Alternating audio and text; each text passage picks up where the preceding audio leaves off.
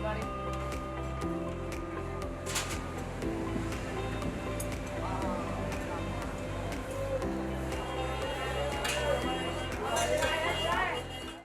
के इस पाक महीने में हम आए हैं पुरानी दिल्ली की उन पुरानी गलियों में जहां से पूरे शहर में रौनक है। तो चलिए रमज़ान के इस मुबारक महीने में हम आपको ले चलते हैं पुरानी दिल्ली में, ताकि हम ये देख सकें कि यहाँ पर क्या माहौल है और कौन कौन से पकवान हैं।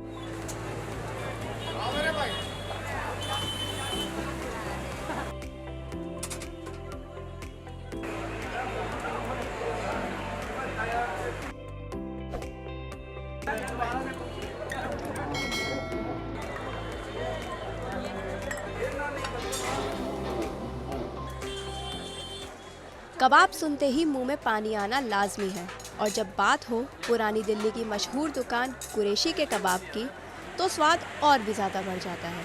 तो चलिए शुरुआत करते हैं कुरैशी के कबाब से। तो इस टाइम पे खाने के लिए, जैसे कि आपकी दुकान काफ़ी पॉपुलर है, तो क्या क्या होता है, कैसे?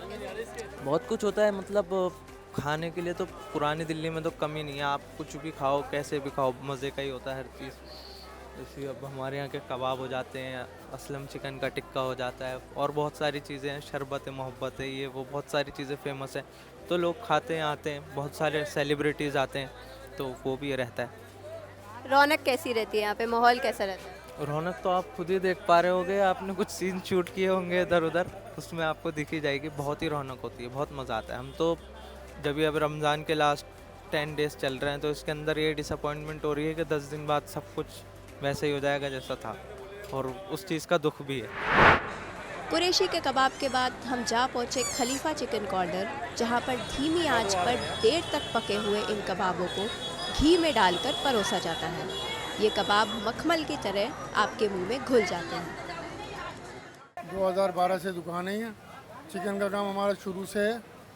चिकन का काम जो हमारा तकरीबन 90 में चालू हो गया था चिकन का, और कबाब जो था सीख कबाब, वो हमारे वालिद के टाइम का है।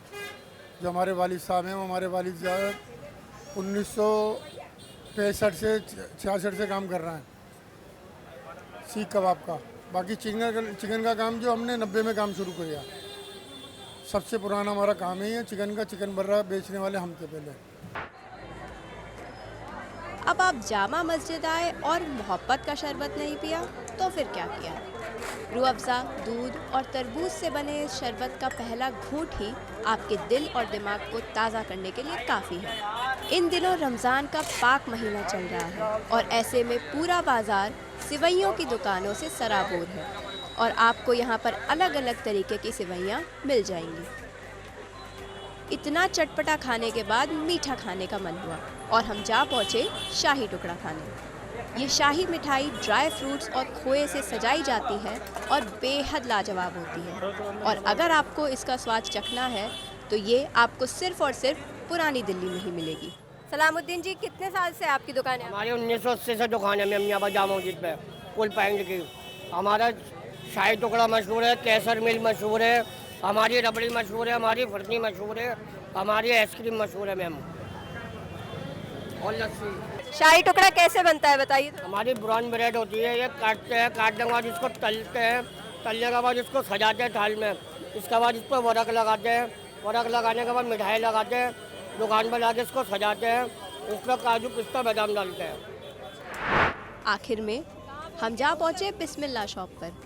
ये एक सालों पुरानी दुकान है और वेजिटेरियंस में पनीर टिक्के के लिए बहुत मशहूर है।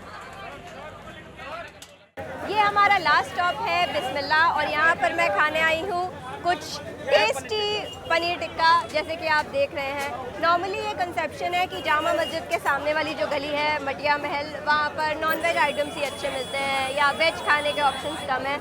ऐसा कुछ भी नहीं है। आप देख सकते हैं यहाँ का पनीर टिक्का बहुत ही फेमस है, यहाँ की दाल बहुत फेमस है। इसके अलावा यहाँ पर बहुत अच्छे गुलाब जामुन, मावा जलेबी और बहुत से ऐसे ऑप्शंस मिलते हैं जो दोनों वेज और नॉन वेज लवर्स के लिए ये एक हेवन बना देते हैं।